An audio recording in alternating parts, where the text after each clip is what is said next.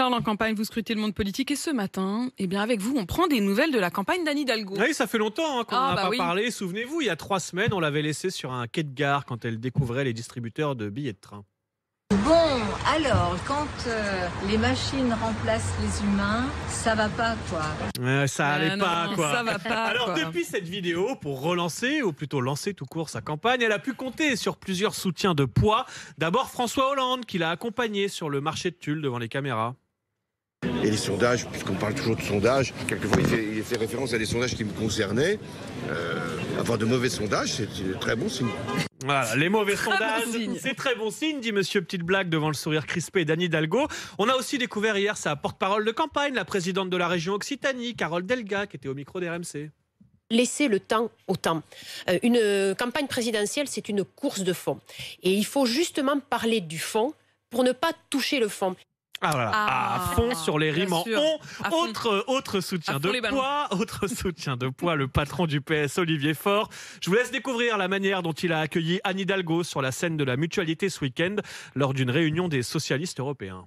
En France, c'est une femme qui porte ses combats. Elle n'a pas froid aux yeux, elle a la volonté de faire plus que de discourir pour plaire.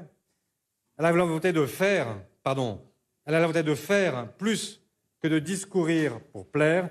Elle s'appelle Anne Hidalgo. Voilà, quand ça veut pas, ça veut pas. Attendez, c'est terrible. Non, mais pardon, pause. Il faut que je m'en remette. En plus, je le digère ce moment. c'était pas Valérie Pécresse. Oui, en plus, quel c'était un peu lourd. enthousiasme. Heureusement, pour quitter ses turpitudes nationales, il y a le local. Anne Hidalgo a retrouvé hier son conseil de Paris et sa meilleure amie Rachida Dati.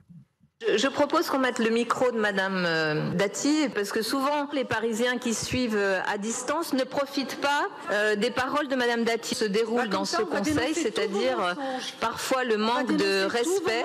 Mais je continue, mais laissez le micro. Faut arrêter le crack. Voilà, faut arrêter le crack, lance Rachida Dati, qui n'a pas lâché Anne Hidalgo pendant toute la séance, en la chambrant bien comme il faut quand elle a commis un lapsus sur le nom du président de l'Association des maires de France. À l'hôtel de ville ce soir, autour du président Barnier et Barouin, pardon. Mais ça va venir. François Barouin. Je ne prendrai pas part à votre primaire, je vous rassure.